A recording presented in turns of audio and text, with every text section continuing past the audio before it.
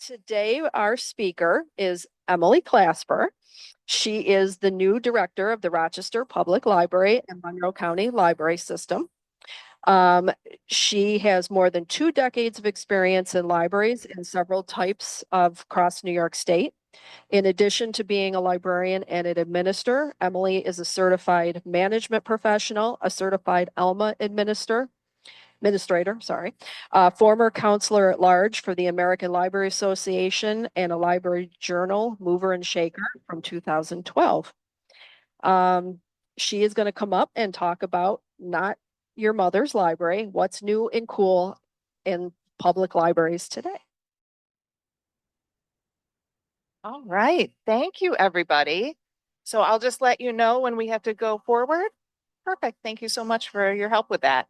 So, so when Jen asked me if I could come down and do a presentation for this group, we kind of talked about it a little bit, and we thought, let's just make sure that we're letting everybody in this group know what's going on in libraries today. I hear a lot of people in my position who are like, oh yeah, libraries, I love to read.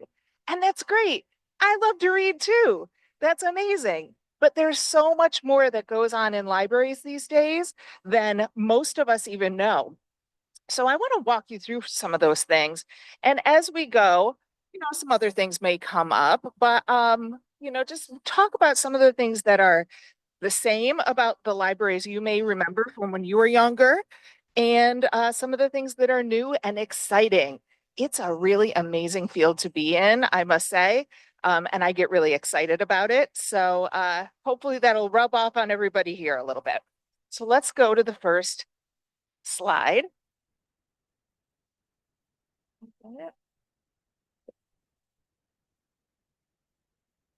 All right, so that's me. Jen already said a little bit about me. I am the director of the Rochester Public Library and Monroe County Library System. I have been in that role for about 2 months now. Prior to that, I was the associate director in charge of the Central Library downtown, and that's where my office is. So if you are familiar with the historic Rundell building downtown, right on the river there, it's absolutely beautiful. Do not panic if you go past there right now and you see scaffolding. We're just getting some work done on the masonry and some windows replaced on that building so that it'll be more beautiful than ever. I live in Penfield, and like Jen said, I've had more than 20 years of professional library service, library experience working in all sorts of libraries all over New York State. So, it's a field that I really love. So before we go any further, let me just ask everybody here, how many of you are current library users? Okay, I see a couple of cringes, but that's okay. All right, that's fine. I just like to know. So you've got your library card, and we're all library lovers, right? Okay, yes. The correct answer is yes. We love our libraries. Okay, so let's go to the next one. The libraries that I'm going to be talking about today are the libraries that are in Rochester and Monroe County. This is not exclusive. Most of the things that we talk about here and even more happen all across the country. But I'm specifically talking today about the 30 locations. 30, did you know we have 30 locations across Monroe County that you can go and get a lot of the things that we're going to see here? It's really an incredible network that we have going on. So we'll go to the next slide. In all of these libraries, I will say there are some things that never change. We have books. We are there for the community. We have literacy resources. We have librarians and library staff who are there to help you get the answers to your questions and the resources that you need to make your life better, right? And that's what we've done for a long time, let's just say. Go on next. But we are also doing new things all the time. The reason that we have libraries is to help our community. And as we all know, our community's needs are always, always changing. There's always something new that we need. So the libraries try to be right on board with that. Um, Digital content that has really exploded in the last several years. And I see a few people nodding your heads. Anyone here a ebook reader? Okay, I see a few. Did you know that ebooks are available through all of your libraries? And you can actually get them for free. They're not free to us at the library. I will say that. In fact, that's one of the struggles that we have in libraries these days is that ebooks and e-audiobooks. I'm a big e-audio listener because I drive around a lot and I have it in my car, but also reading ebooks. That content is ridiculously expensive for libraries to get a hold of and get to you in a way that actually doesn't make any logical sense. So we love it that we can do that, and we are committed to doing that for everyone. But it's really interesting once you go down the rabbit hole of how the licensing for these works. Um, it's it's a little bit ridiculous, but we are very, very happy to be able to provide that to a lot of people. And that actually adds a lot of accessibility options for folks in terms of being able to have larger print, to not have to physically go into a building. There's a lot of accessibility benefits to having all this digital content. Also, online learning. Did you know that if you go to your library's website, there are a ton of different resources on there for learning something new? Language learning, um, two of my favorites, and there are so many. I just, just for the purpose of the slides, I just put two up here. But Udemy is a wonderful product that is available through all of the Monroe County libraries right now, which is online classes that actually, can you just go back one? I think it might be on auto, but it's okay. So Udemy is online classes. So if there is something that you want to learn, you can go on Udemy and you can do video classes. They're actually really, really wonderful. I use them with my staff at the library sometimes. Yeah, they're not a huge fan of that, but sometimes you have to learn something new. So I'll say, hey, I see that you might need to learn about this computer program or get a little more knowledge about in this area or that area. And I'll send them the link and I'll say, hey, take this like little class. And they are absolutely wonderful. You can learn everything on there. You can learn, art, you can learn business skills, you can learn all sorts of things on there. Lope for Kids is another one that I absolutely love. That's languages other than English.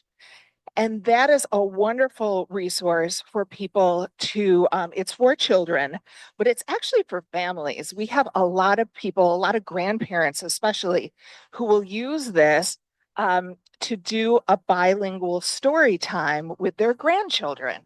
It's a wonderful thing that this is. So it has the stories, it tells the stories in English, but also in a variety of other languages. And you see, multi-generational families where there's in part one generation, there's one language, and another generation, there's another or multiples who use this so that they can have story time together more easily. So, all right. I love this one. At your library right now, I can guarantee you, are something called VIP passes. Have any of you used these? You have? Where did you go? Parks. Yeah. George Eastman House. Yep, right across the way. So the libraries of Monroe County have partnered with a number of different cultural outlets, museums and parks and different attractions to get these VIP passes, which are either free or discounted admission to different locations. I use these all the time with my family because, we want to do fun things on the weekend. And I have teenagers and we want to do things that are getting them out of the video games for a couple of minutes, right? So we'll do things like visit parks and museums and so on. And we can do it at a discount by getting the VIP passes. We have a few new ones that are going to be coming up, including the Memorial Art Gallery is going to be one. I either now or very, very shortly. And we have a few other kind of surprise new ones that we're negotiating. I got my fingers crossed on those. So wonderful places that you can go either for free or at a discounted rate. And we'll go to the next. All right. You can also, this is another one that I'm really excited and proud of. You can also, at your public library, you can go in and you can access the wireless, right? And this is a huge, huge resource for our community because so many people, it's actually an astounding number of people in Monroe County do not have broadband access. They can't get online because they don't have a broadband connection. We are helping with that. So a number of years ago, my predecessor, Patty Utaro, started a MiFi lending program. And it's these little devices, these little plastic black boxes that give you a Wi-Fi hotspot wherever you are. And you can take it with you and you can get on the internet, even if there's not Wi-Fi in that area. They started with like 100 of them thanks to some funding from the county and from the from a federal program, we are now up to 1,400 devices that we circulate to families all across the county. It is incredibly popular. We get um, we get feedback from people all the time about how this is how they survive at this point, because otherwise they would not be able to get online. And if you can't get online, what can't you do? You can't download those books, right? You can't apply for a job.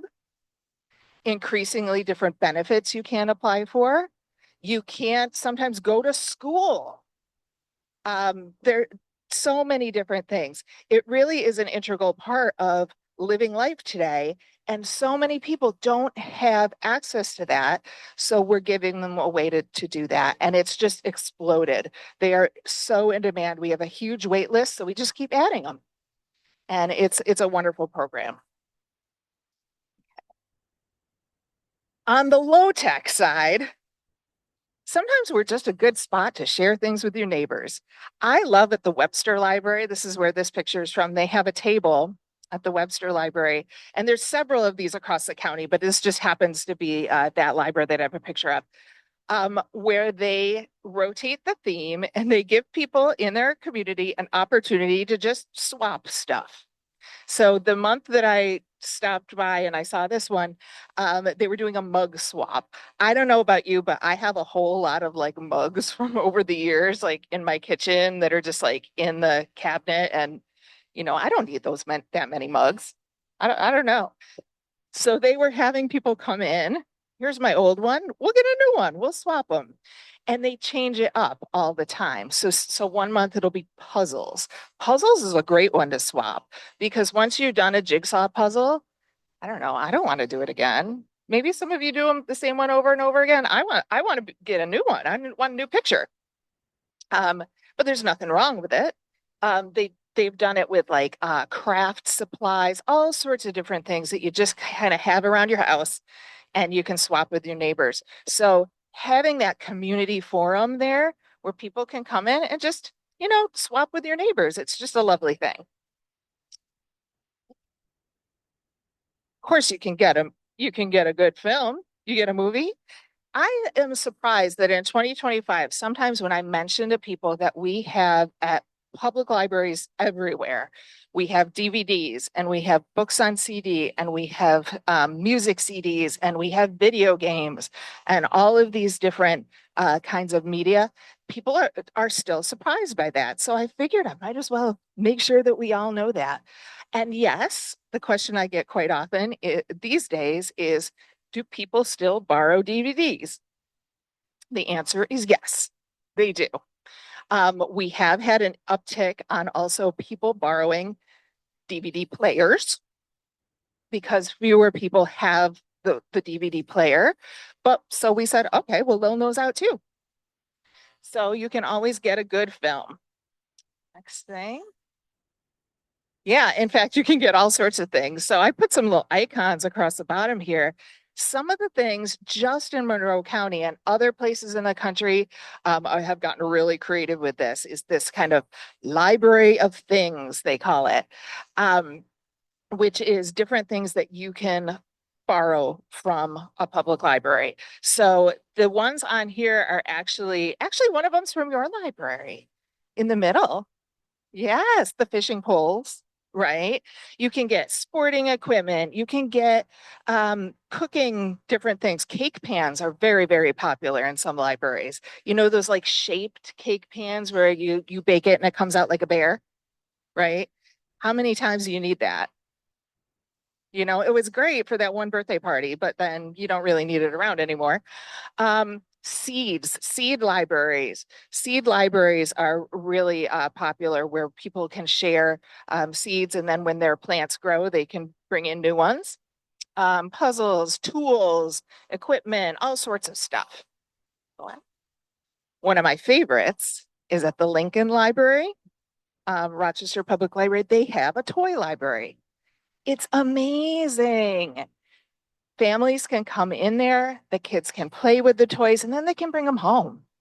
I mean, we like to get them back. It is a library, but they can bring them home. And that is such an amazing resource sometimes for families who could not necessarily get a lot of big, expensive toys for their kids, or for families, regardless, maybe you can afford it, but you know how kids are where they play with something for a week and then they're like done with it. Okay, so bring it back to the library and get a new one. It's a wonderful resource. Plus, it's a lot of fun to visit because you do see all these kids coming in and they're all playing with the toys and picking out what they want to bring home. It's amazing.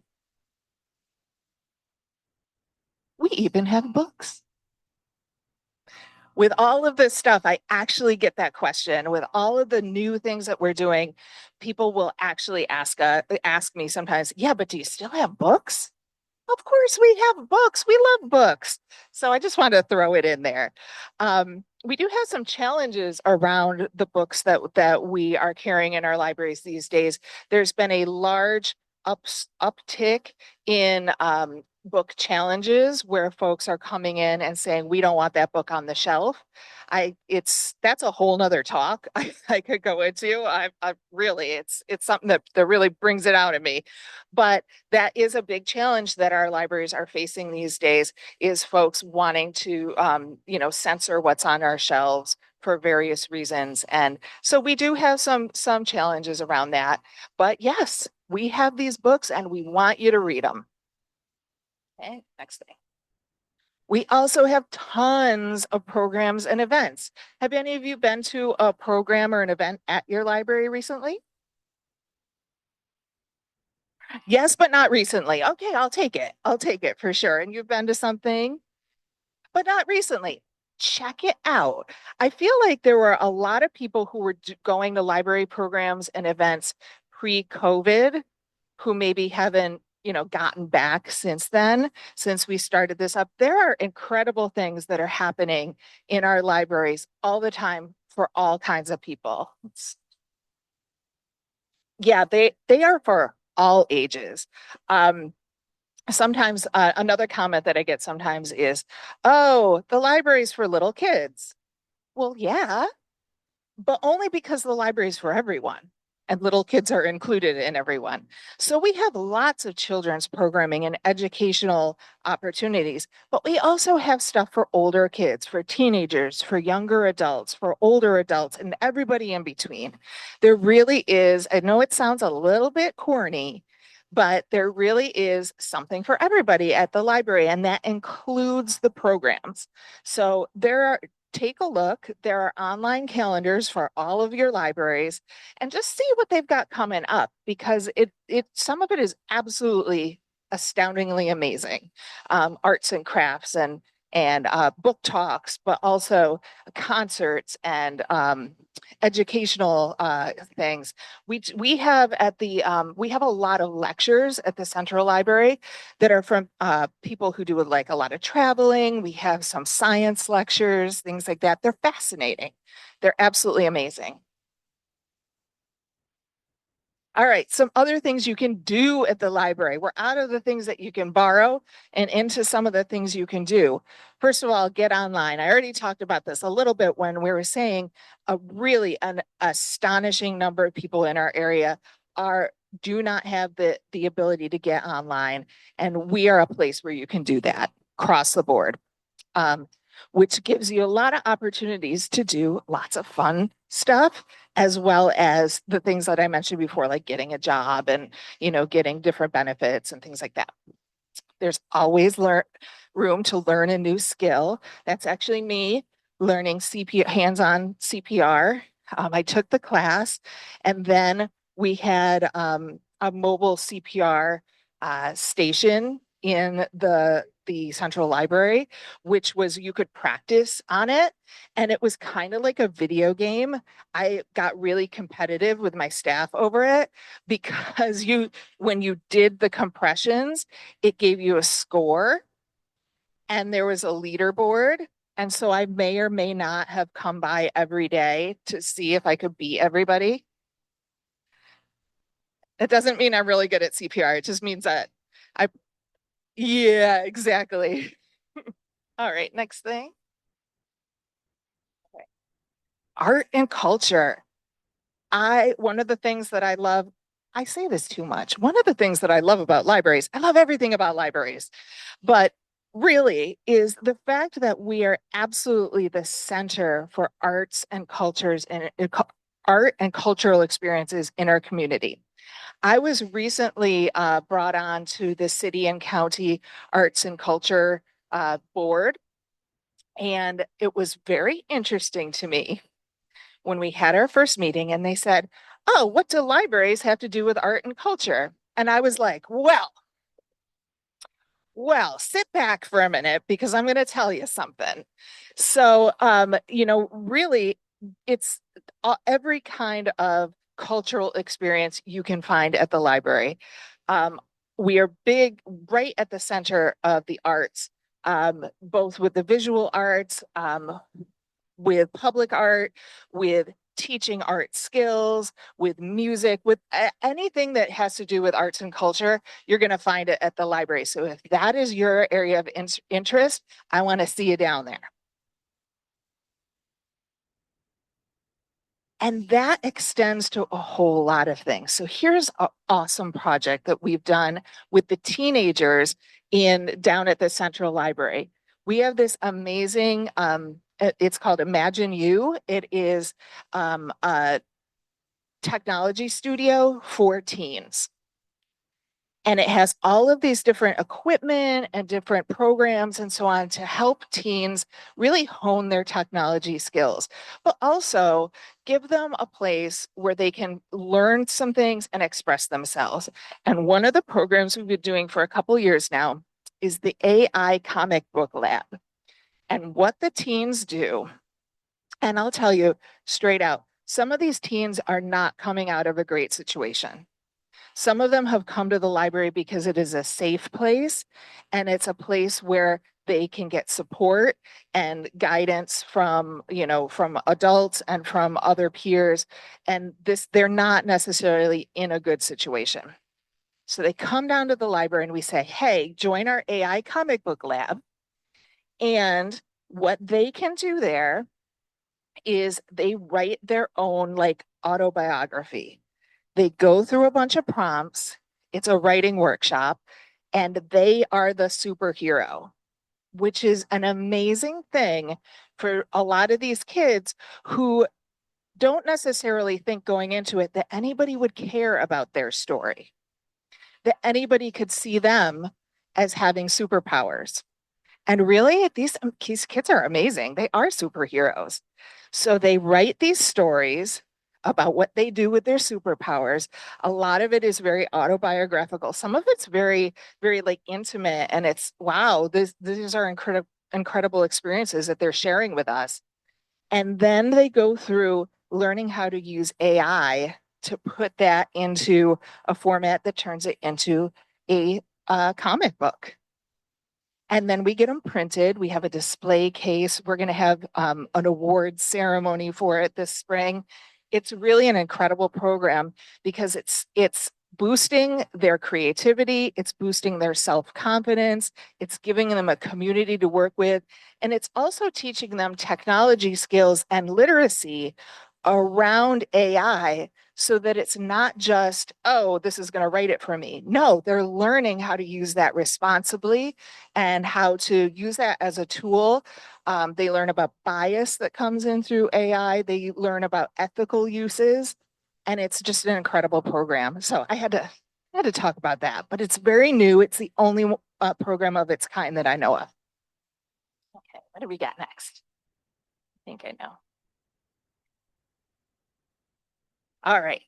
For those of us who are not quite AI comic book level tech savvy, I just wanted to throw in there that the libraries in our area and really everywhere, the libraries are a great place to go if you're not sure about the tech stuff, right? We have people who help people with technology all day, every day, and are happy and glad to do it. So if you got questions about your connectors, you got a good place to go. But also, if you're having trouble getting online to get to some of these websites that now we're getting really pushed to use for things that we didn't have to use it for before, come down. We're going to help you out. We're also doing a whole lot of programming lately about healthcare. So this is a picture of the URMC mobile mammography van that visits a lot of the libraries in the area. I just happen to like that one and I had a picture of it. But we do a lot of things to help people get in touch with resources to help them with their health. We have at the Central Library a connection with the Wilmot Cancer Center, a number of different organizations that are health related to help people get to the resources that they need. So yeah, keep an eye out for that. I know that we have at the Central Library, we've got very on a regular basis, we have people from different organizations come in and do walk-in hours just at the library. So we're very conscious of the fact that healthcare is something that is extremely difficult to navigate, and we all need it. So we want to be there if somebody needs a little help with that. Okay, next thing. Sometimes you just need to have the library so you can make a connection. Here's another one of my favorite things. Everything's my favorite. Um, at the library. So a lot of times what we find is people in our community, people of all ages, need a place to go where they can connect with other people. I think this is especially true after COVID because we all got kind of disconnected during that, and we need to be able to make connections with other people in our community. And for different people, that looks like different things. Some people, that looks like a book club. For some people, that looks like the craft program that you go to or the knitting circle that you go to at the library. For some of our teens, that has really become the esports team. So if you're not familiar with esports, it's basically playing video games on a competitive level. And a lot of universities now are recruiting for their esports teams like I don't want to say like normal sports, like physical sports. There's whole scholarships and things like that. It's become very competitive. And we have a wonderful esports team at the Central Library, the Central Library Liberators. And we actually these kids are learning skills through this. They're learning confidence and they're making connections not only with each other, but we have pretty regularly have tournaments with the RPD, and officers come down and they have a friendly competition. This let's see, the last one that we did was the Call of Duty that I don't know, they all vote, the officers and the kids, they vote on what game they're going to play against each other. And then they go play and they make a connection, and it's really, really valuable for everybody. So I kind of love that one. I stopped in and they had no use for me there. I was like, hey, everybody, what are you doing? And they were like, we're playing our game, go away. So, okay, that's great. But I think those connections that we make are so, so important. And the library is a great place to do that, because you can come in and just be, and you can come in and you can connect with other people through a shared interest. And nobody's going to say, you got to buy a cup of coffee. Just come in. We love it. Oh, yeah. Here's Victor. I love Victor.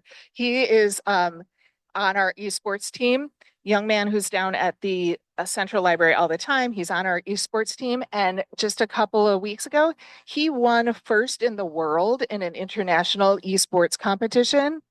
It was incredible. Like number one, and he blew him away.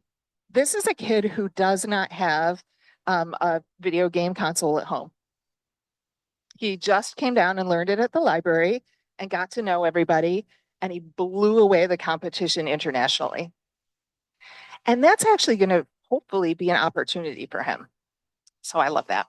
And he's a really nice young man. Okay. In doing all of this, we're also working really hard to find ways to break down whatever barriers we can find that are keeping people from using these different resources in the library. So one of the things that happened, and I can take no credit for this, because it happened just before I started at the Central Library. But one of the trends that has happened nationwide with public libraries is the elimination of overdue fines. Have any of you ever borrowed a book from the library and then said, oh, this is really late? I think a few people have. Yes, this is really late. What am I going to owe on this? It's 10 cents a day or 30 cents a day or whatever your library charges. Well, Rochester Public Library now charges zero. We just want our stuff back. All right. Thank you. We have found, and libraries, there's been whole studies about this that have been done in recent years, where libraries have found that just charging 10 cents a day, 5 cents a day, something really that to a lot of us seems very minimal, is a huge barrier to people coming back to the library or coming in to begin with, especially some of the people who need those services the most. So we were able to find a way to eliminate needing in our budget to eliminate needing to charge those fines. We do still, if you don't come back with it, we will still send you a bill. Fair enough. You know, if you took it and it's never coming back, we're probably going to need to replace it. We'll still send you a bill. But for, you're a day late, that's fine. Just bring it back. And that it has been a tremendous success in driving traffic kind of back into the library. And a large number of the libraries throughout the county have done that as well. Not all of them, but that's fine because not all of them can manage that within their budget. But, if you're not sure, check and see if your library is one of those. It might not be a deal breaker for you, but you would be surprised how much that makes a difference to people, just that little barrier being gone. And we are looking all the time for different ways that we could say, how can we make the library more approachable? How can we make the library more usable, accessible? All of these things. It's a long road, but if you ever have a suggestion, we want to hear it because we want to break down those barriers and make sure that everybody has a chance to use the library. Another way we're doing this, hopefully you'll see this soon. Okay, we're hitting the streets. So Rochester Public Library has just launched, literally last month, RPL Go, which is, for lack of a better word, a bookmobile. Old-timey bookmobile, right? Has anybody used a bookmobile at some time in the past? Yeah. they were popular for a while, and then they were kind of the victim of budget cuts for a while because they do take quite a bit, especially the old models take a lot to maintain.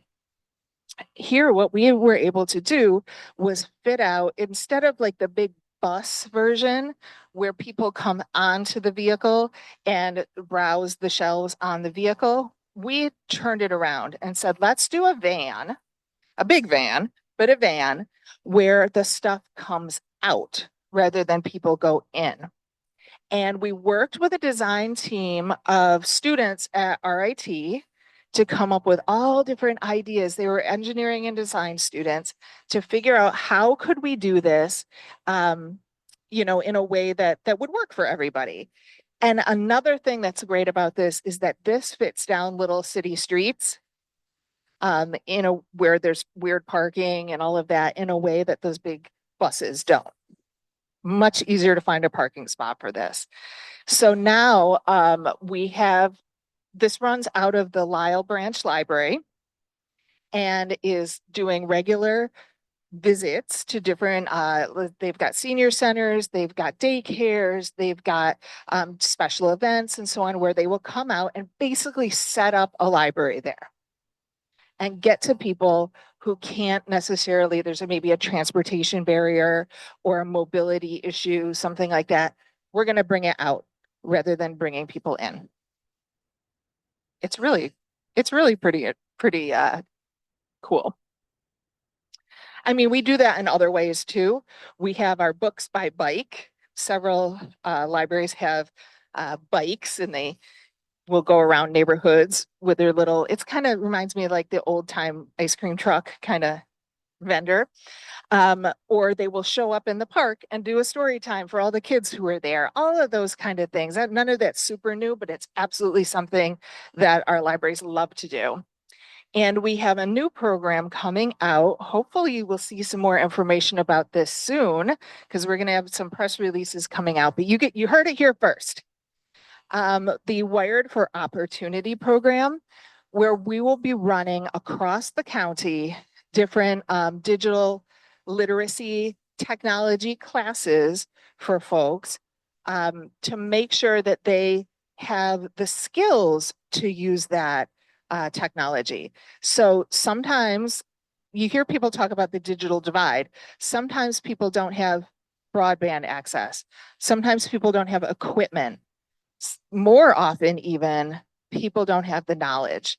They don't know how, okay, I got broadband and I got a computer. Now what do I do? It's very intimidating and folks might not know.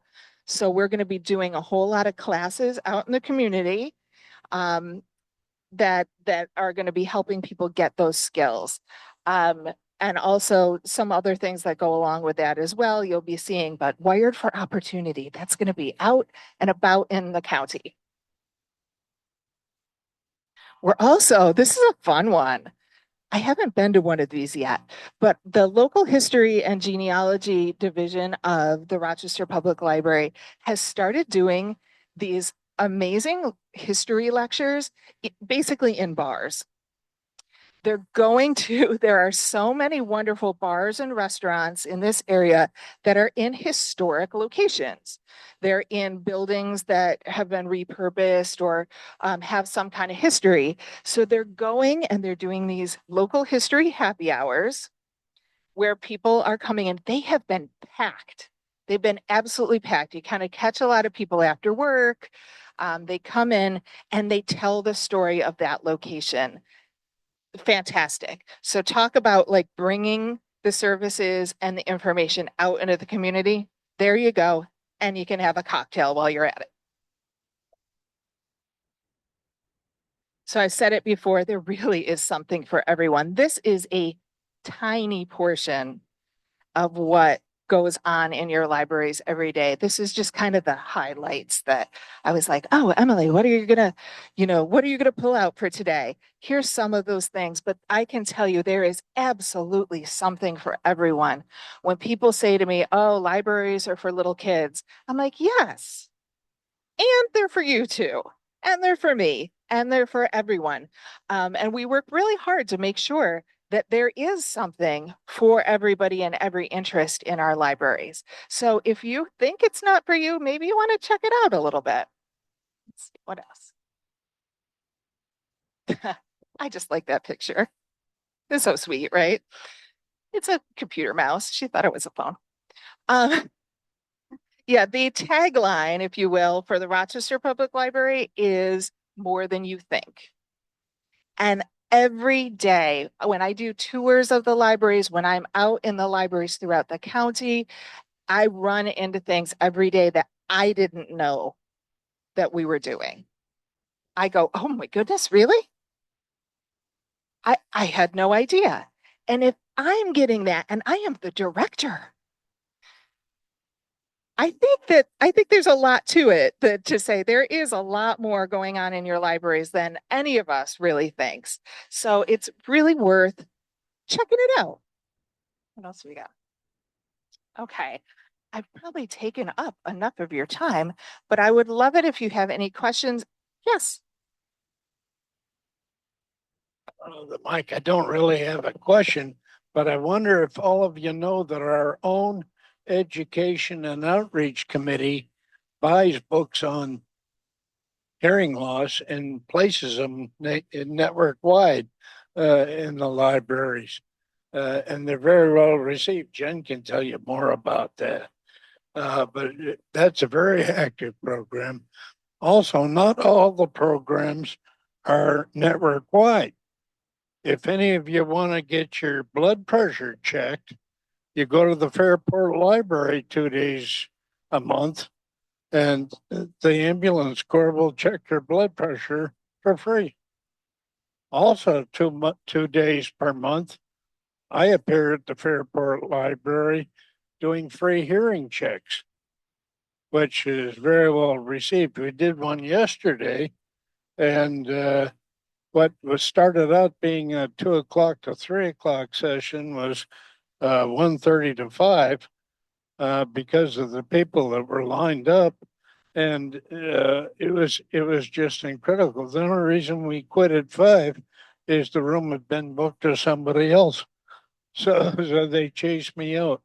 But get on the website to your local library. You'll find out there's all kinds of events going on that may not be advertised on the central web page. The libraries are a great resource.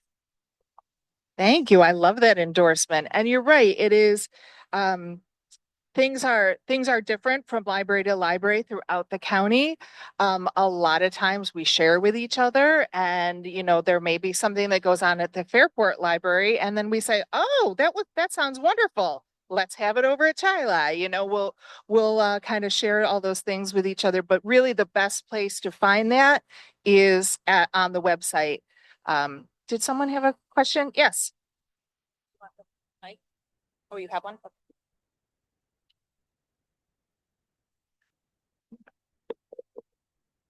In the past, Barton had value line. Mhm. Now you have to go online, and there's a limit how far you can go in. Right. Does the central library still have that? We do have value line. I'm not sure how far it goes back. A lot of those kind of resources that you used to have, I remember the value line books, in the reference area.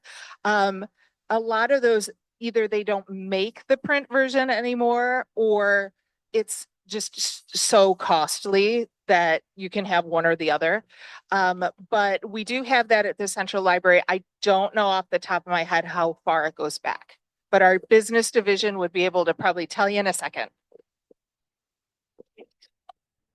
Yes. Yes. Mhm. Oh, the comment was the access to databases. So when people say to me, hey, and they say, we don't need libraries, everything's online. First of all, no, it's not. Second of all, the stuff that is online, mostly not free. A lot of it is behind, you know, a paywall and is part of a larger database. And we can give you access to a lot of those databases. Some of that is local. Some of that comes from your local library. Some of that comes through the state library. So Novel New York is a wonderful resource with lots of databases because all of that information that folks go, oh, that's all online. Not really. Not really. If you really want the good stuff, you got to log into the databases, and that's where you're going to find it. And we can also help you with that too. Yes. Are any of the libraries currently renting artwork like they used to? Yes. And do any of the libraries have a banned book area? I'd like to check out and see if I agree. Okay. You know what? I love it when people actually read the books that have been challenged because then you can have a good conversation and you can see, do I agree? Do I not agree? Let's actually talk about this, right? I don't know off the top of my head if any have a particular area. Many of them maintain lists, which has gotten a lot harder recently because the number of titles that have been challenged has grown ridiculously. And some of this stuff, I can guarantee you would not agree. It should be because some of it I'm like, are you kidding me? Why on earth would you? I saw one a while ago. Yeah, it's things, Charlotte's Web, you know, things like that. I saw one a while back where there were challenges against, it was a book about disabled athletes. And it was amazing. I was like, this is a fantastic book. And it was just interesting. And it was like, look at these folks who are doing these incredible things. And no, we can't have that. So, but I do think it's great to look at it and read it and have a conversation about it. It's something that's definitely on the top of our mind. Do we necessarily have a section for it? Usually no, because there's too many. You do, yeah, there's displays for like Banned Books Week in the fall. Next week is National Library Week. So there will probably be a number of things. And your other question was about the art. Yes. The Central Library, I know right off the top of my head, because that's where I'm at, does art prints that you can or not purchase. Oh goodness, no, we purchase them and then you can borrow them and put them in your space. It's very, very popular.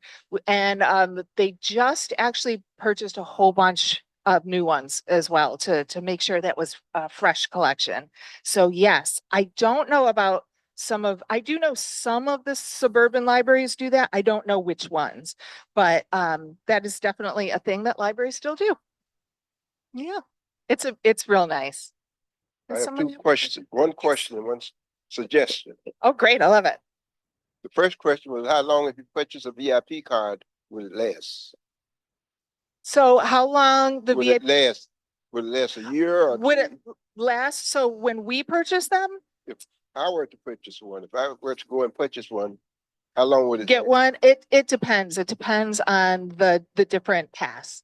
It's printed on each pass how that long that is. Okay, and the second statement, suggestion is, I've been in a few meetings, but it's been a few years ago where we discussed the books. Okay. And I thought, within my mind, if there were a section, Okay. you could put books that was challenging to certain people. Okay. And you would charge a certain price so anybody wouldn't just buy the book to go in there and to get into that section to complain. Put the price high enough so when they go in there, they won't be complaining with whatever happened. Ah, I Whatever see. book they read, they don't have to go. They don't have to do it. Here you Yeah. Yeah. I mean, I think that we are open to lots of suggestions around this these days. There are certain things that we can do as public libraries that are funded by, you know, government dollars to restrict access. And there's certain things that we can't do. But we are always open to some suggestions because it has become a real giant problem for us. Yeah. Someone else, I think someone over here had, oh, there's a couple people.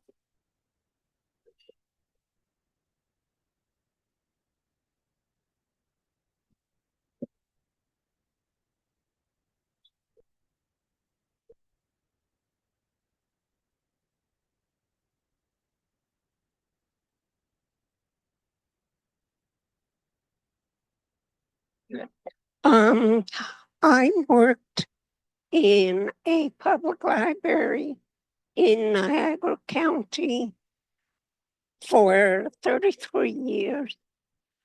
So I know and I love public libraries, and everything she says is true. And in that day, I was involved with New York Library Association, which means you would see meet network with public libraries all over the state. And I can tell you that even in the dark ages, Monroe County was highly esteemed, very well thought of among the whole state. And when we moved here, and like the first thing we did was to run over to the Brighton Library and get cards. And the support that the county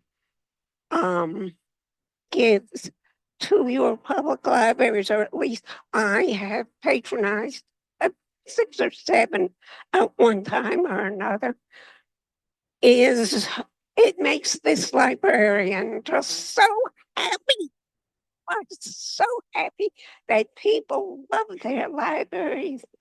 And there's again what she said. I'm tempted to sing you the library song, but I don't know if I should.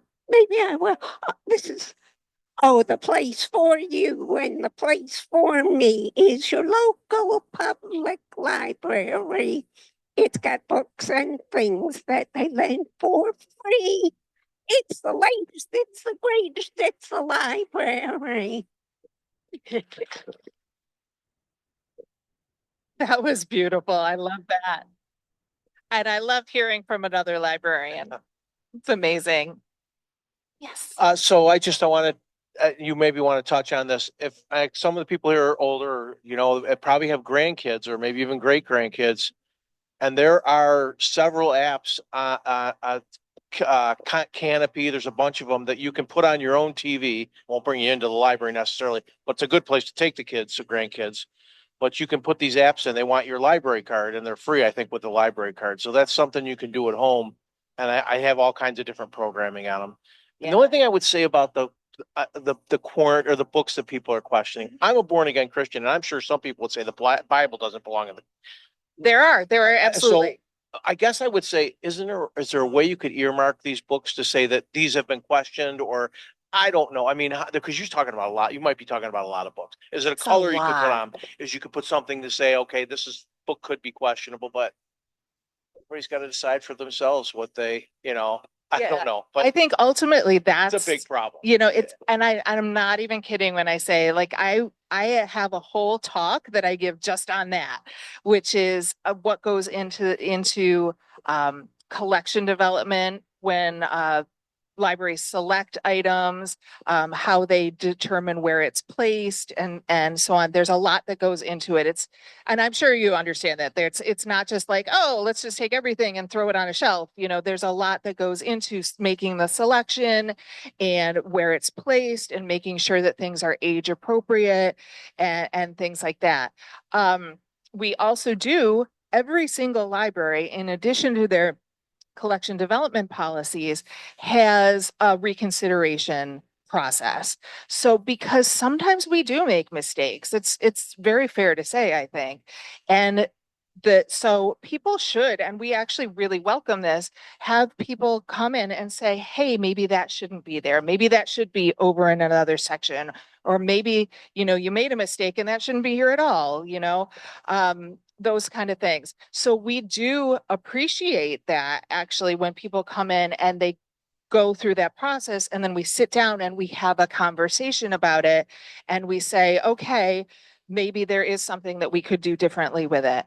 The issue that we are experiencing right now is that it is lists of thousands of titles that the people who may not even live in your community have gotten off of a website and have just mass said, take that off the shelf. I do not want to have a conversation about it. Take it off. No one should read that.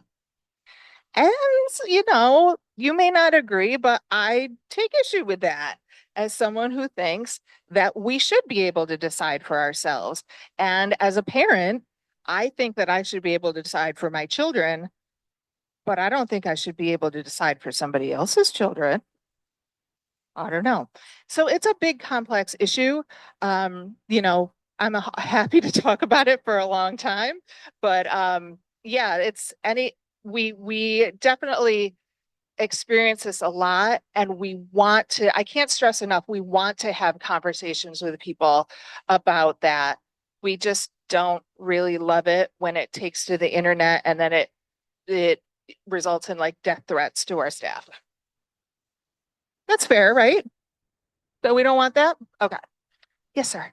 Not to stay too much on the same topic. It's an interesting topic. Are you feeling any pressure because there's probably federal funding and other things through IMLS and other things that then direct potentially some degree of censorship from that standpoint in terms of what's on your shelves? Yeah, so that is a big issue, more so for libraries in other parts of the country. We are very fortunate in New York State and in Rochester and Monroe County that we have a lot of support that is local, that funding isn't necessarily directly tied to the federal level and to some of this stuff. In other states, that is not the case, especially states that are more rural and less populated. They're in a much tougher situation, especially if they have a state, a county, a city government that that is aligned with, let's take a whole lot of stuff off the shelf. Those libraries are currently being completely defunded. There's legislation to throw librarians in jail. There was a piece of legislation introduced last week, I think, in Texas, that basically says if there are things that anyone finds objectionable on the shelf in a public library, the librarian should be incarcerated.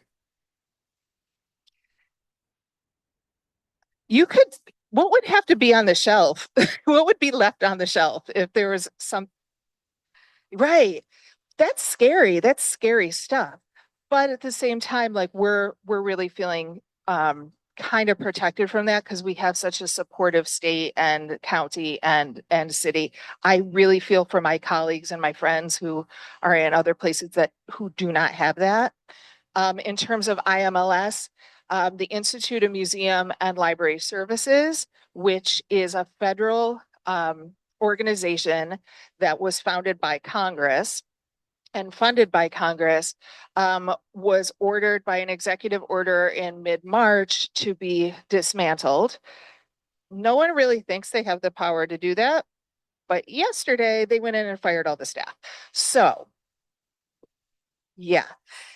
The way that might impact us is that the State Library of New York receives $8.1 million a year in funding, that it goes to the state library. The state library does things for us, like run the summer reading program, help with statewide delivery services so we can share resources. They help with the legal stuff, like managing library charters and making sure that we're doing things in accordance with state and federal laws. They do a lot of things that then kind of trickle down to us. So our local libraries are, and I say this with quite a bit of, I'm not really sure right now, because we're not really sure what's on the table, but most of what comes from IMLS goes to the state library. And so it's more of a trickle down effect. That isn't to say that we're not in a little bit of trouble, because we really need our state library. So I know that's my reaction every day. That's true. That's true. So there's a lot to it for sure. Yes, sir. On a lighter note, Oh yeah, let's lighten it up. you presented an awful lot of material here in terms It's a of lot. all the things the libraries are doing. I live in Webster, Penfield area. Well, I live in and Penfield. I wasn't aware of that. And Lauren and Eric and I go out to libraries and make presentations. And we've probably been in 25 libraries in the I love last it. year. And we weren't aware of all the stuff that's going on. I think you have the same problem we have. How do you get the word out to the populace of what's available, you know? And Mhm. what always perplexes me is sometimes we go in to make a presentation in a library and 4 or 5 people show up. And I think, boy, this area, are all the people in this area, do they all have really good hearing where they don't need any input on hearing? See what I'm saying? So I don't know what the answer to it is, but if you figure out the answer, let us know. I'm going to share it with you too. because we're all in the same boat, right? Yeah. What I have found is that the best tool that the libraries have for getting the word out, because we are not like giant corporations with a marketing, budget and all of this, right? The best tool that I find we have is all of you. Is that all of you are going to say, hey, next time I'm speaking at this library, I'm going to ask about some of the stuff that they have. Next time I'm talking to my grandkids, I'm going to say, hey, let's go down to the library and see what they got. Or let's get online and see what we can download or we can access online. And then you're going to tell all your friends, right? Please. Yes. Can I ask a question? I'm online. Can I ask a question? Charlie, can I ask a question? Absolutely. Okay. I think this program has been absolutely fabulous. And I think that we have maybe about 35 people there. But we have a database of about 700 to 800 newsletters that go out every month. Is there anyone connected at all with a library who might be willing to write an article about what you have just said and then send it to Bruce Nelson and he can put it in our chapter newsletter? I don't see why not. Yeah, I don't see why not. I appreciate it. Yeah, that sounds like a great idea. Thanks, Sue. In Monroe County, we have, oh, No, go for it. Yep. We have many, many grandparents who are raising grandchildren. And it concerns me, and I've had concerns about this and taken it to officials for about 20 years. And nothing has changed. It's probably my level of communication. I'm not doing it right. But, for example, Phyllis Wheatley Library on Ford Street is used every day by multiple people. And grandparents bringing their grandchildren have to park in back of the building and use their walker, their cane, their wheelchair to almost That I a know. quarter of a mile to get to the front door. That seems unacceptable. They're bringing the grandchildren who need the internet service and all the other services. Who do I get this problem let's, too. let's talk after this because it's a longer answer than I can give you right now. Okay, thank you. Perfect. All right. All right, before you go away, I want to thank you very much for having come here and spend time with us and tell us what's new in libraries. I've been in libraries for 34 years and I've learned stuff today. So, but on behalf of HLAA, we have a little gift pack for you. So thank you again. Yes. So I just want to thank everybody for attending.